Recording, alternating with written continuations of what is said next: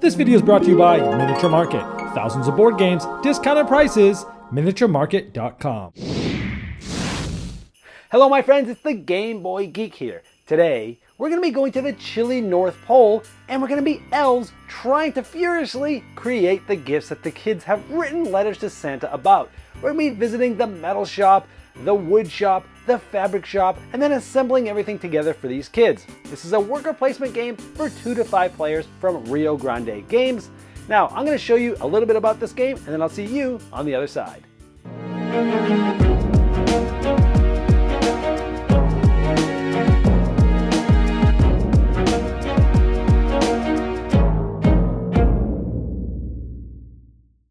In Santa's workshop, each player is going to get an elf board of a certain color and get 4 different elves that actually look like the different ones that are there, and those are important. You're also going to get some different letters from Santa that are from kids, and that's what you're trying to build in this game, is to gather resources and to then build these for cookies, which of course are points.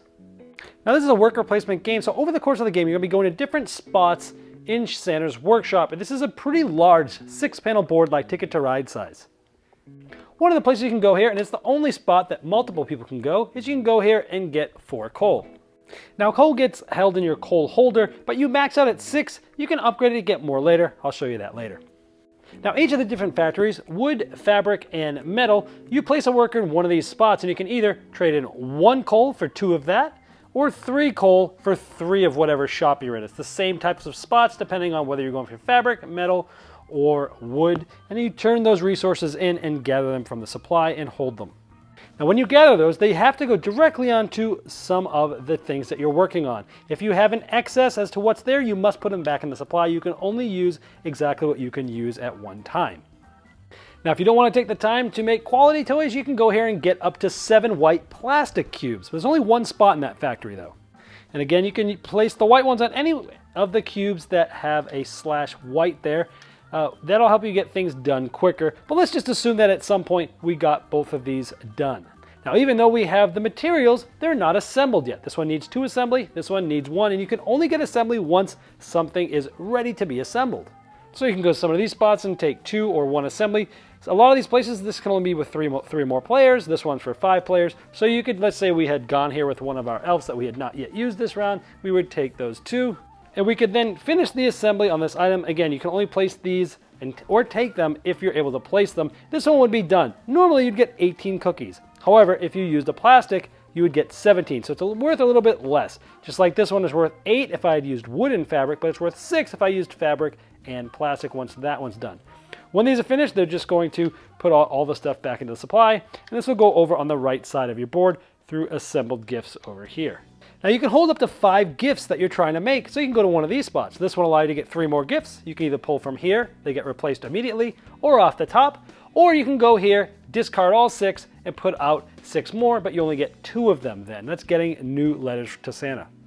When you go to the reindeer stable, you can decide which reindeer you want to visit and feed. You get to take the cookies that are in that stall, and each of those cookies will give you a point immediately, and then you get a bonus, like Vixen gives you coal. Prancer gives you metal, so we got wood and fabric. The Christmas tree is a cool little first player marker that you can get from here. This allows you to get another letter from Santa. This gives you an assembly, and this gives you a new worker for this one round called Zelf. And when they go to the factories of wood, fabric, or metal, they get you 1 more than you'd normally get. Now at the end of each round, each one of these is going to continue to get 1 cookie. So the ones that have not been used, you'll be more incentivized to use them because there'll be more free points as cookies there. And the last set of spots you can go is in training. You go here, and you can take any one of these. You can get trained in metal, wood, fabric, or in assembly. Let's say this player gets done in assembly, then it's not available for anybody else to take the assembly training course that round. And since it was this elf, it would go here. So now, anytime that you use this specific elf, that's why you gotta keep them straight, when they go to the assembly room, they'll get an additional assembly. So if it was a future round and this player went here with that trained elf, they'd get these 2 plus a 3rd one. So building up your training in your elves builds an engine of sorts. There's also other things you can upgrade. If you put a wood here, then you've increased your storage by 3 on coal. If you go here, another 3. You can actually upgrade to hold 6 more coal throughout the game.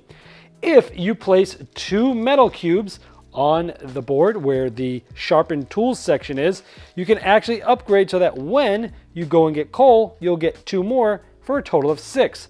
And also if you upgrade the fabric, you can essentially just get 4 cookies or 4 points if you get an upgraded harness throughout the game. Now once the round's over, all the workers have been moved, we go to the next round. At the end of every 3rd round, Santa will come in and see how you're doing. He'll see who has completed the most gifts. The ones that have done that will get 2 points for each gift they've completed. All the other people get 1 point for each gift completed. And all those assembled gifts go into the sleigh because that gets refreshed because every 3rd round that's going to happen. So this continues all the way through to December 24th, then Santa comes in and does that again, and whoever has the most cookies at the end is the winner. All right, well there's Santa's Workshop. Now I gotta say, it's a fun theme. Granted, it's a theme that comes once a year, but it is a fun theme nonetheless. I mean, how many great Christmas games do you know of that you play in your collection right now? So I always like to see these unique themes. I love seeing things that are different. Not that Christmas is super different, but there's just not a whole lot of good games out there that have this, so I like the theme in this. Now this is a light worker placement game with some engine building, and I like that aspect of it. They worked well together. Training the elves was really fun in this game. I mean, you've got 4 different elves, which by the way, each of them have those different meeples, which I thought was really cool. You gotta keep them separate because certain ones will go and get trained, and you might have one that's really good at assembly, or one that's good at metal, or one that's good at fabric. And over the course of the game, it really changes how you think about things because you're like, oh, I wanna get the gifts that need what this elf is good at, but then you don't really want to send that elf to do anything else. You want to kind of specialize in that because it's going to help work your engine. And then sometimes your elves, do you want to put 2 on one elf or 1 on a spread elves? Do you want one to be super versatile? Do you want all of them to do something pretty good? Lots of good decisions there, and I like that aspect of building the engine of training up your elves. I also like the different ways to upgrade. You can upgrade your coal production. So instead of getting 4, you get 6, which is huge because that turns into all the other 3 resources. But when you start doing that, you're gonna need more room to hold all this coal, and then you can upgrade those with the wood, and I like that as well. I also like that when you go to spots, you have to use just the resources that you got and place them on cards that you need right now. Otherwise, any excess goes in the supply, and that makes you have to be really efficient. You can't just go there, get a bunch of it and hold it. You've got to use it right away, and I like that aspect of it because it changes when you go places. Also, you have to be able to at least partially use the spot. And this is very important for the assembly side of the game because you're getting all these resources. You're turning coal into fabric and metal, and you're gathering all these items. Also, sometimes you're gathering the plastics, which is really cool, by the way. And then you're trying to figure out, okay, so I've got everything here.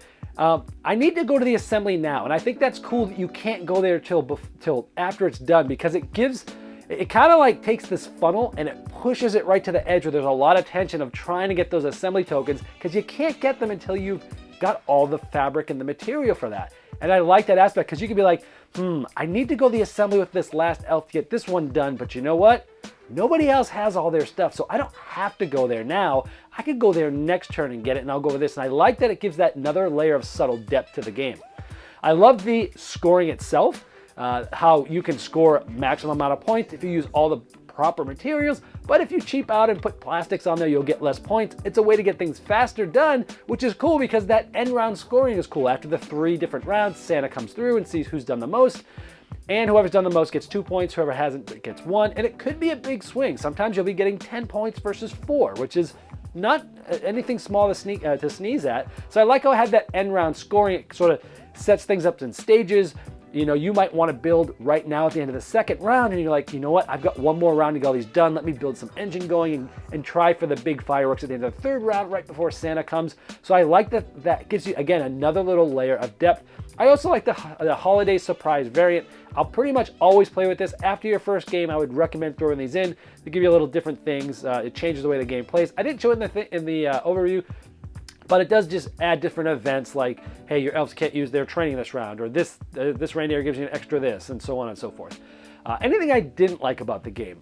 Yes, the board itself. You might not have been able to tell in this video because I have super bright lights. I have like 4,200 watts, so it was lit up well. But in normal, everyday lighting, the board is very dark. I mean, the factories, the purple, the metal, the wood, it's like almost really hard to even see the cubes that are imprinted on the board.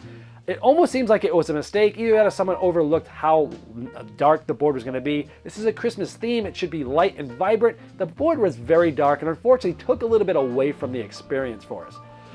The text on those holiday surprise cards are tiny. You've got this big card, you've got art on the top half, and the bottom half, there's just this tiny text.